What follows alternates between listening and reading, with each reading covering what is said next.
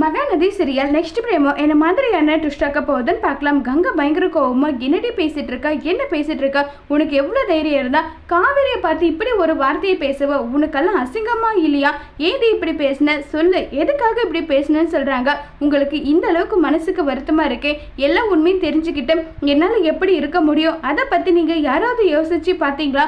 காவேரிக்கோ இப்போ வரைக்கும் நிவின் கிட்ட பேசிட்டு தான் இருக்காங்கன்னு சொல்லி ரொம்ப கோவப்படுறாங்க.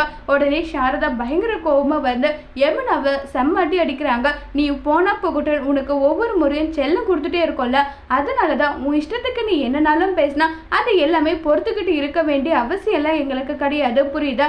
எங்களுக்கு காவேரியை பத்தி எல்லாமே தெரியும்னு சொல்றாங்க.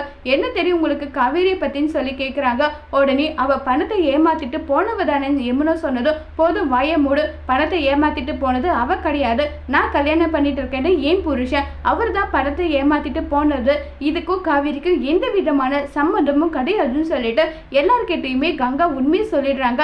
இதை குமரன் எப்படி சமாளிக்க போறாங்கிறத வரப்போற எபிசோட்ல வெயிட் பண்ணி பார்க்கலாம். தேங்க்யூ.